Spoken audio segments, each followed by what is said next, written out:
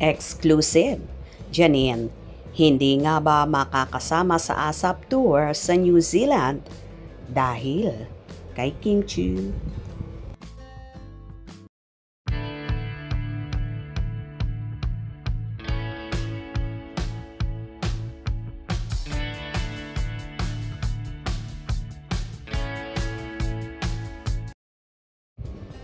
Tila iniintriga nga ng iba ang hindi pagkakasama ng TV host sa actress at isa sa member ng ASAP Natin To family na si Janine Gutierrez.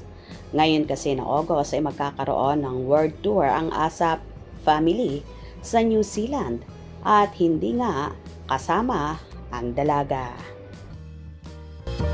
Mga most memorable moment ko sa ASAP ay talagang siguro yung makaduet ko si Miss Regine kasi syempre iconic yan, tsaka hindi mo akalain na mangyayari sa buhay mo, pero swerte tayo na pagbigyan tayo ng ASAP family.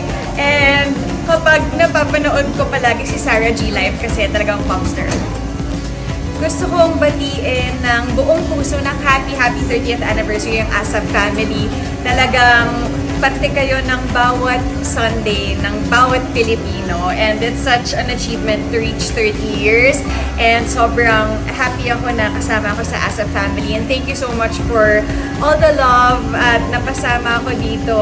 It's such a blessing in my life and to the next 30 years. Congratulations and I love you guys! Darito naman ang ilang hanash ng mga netizen. Pretty Janine, always ASAP, especially kapag nandun ka, Janine Gutierrez. Pretty talaga ni Idol, mana sa mami niya na idol ko rin.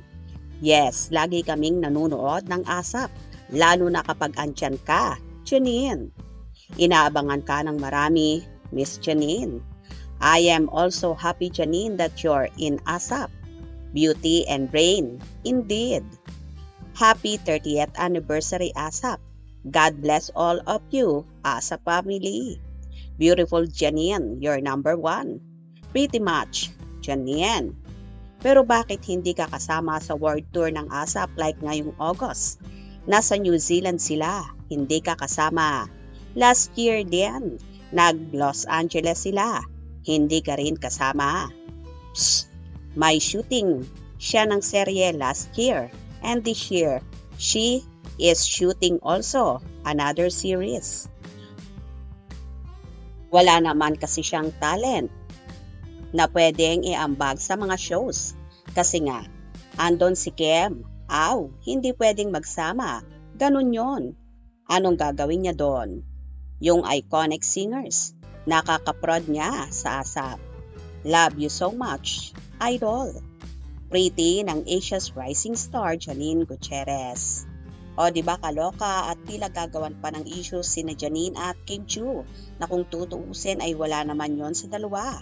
Tama naman ang sinabi ng isang fanay na natataon kasi na may shooting si Janine kaya di siya nakakasama sa event na ganito. At di naman big deal kung makakasama niya si Kimi dahil lahat naman naka-move forward na. Kaya wag nang gawan pa ng istorya dahil okay na okay si Janine at Kim Chiu. Gets nyo ba? Kung nagustuhan nyo ang video na ito, comment down below.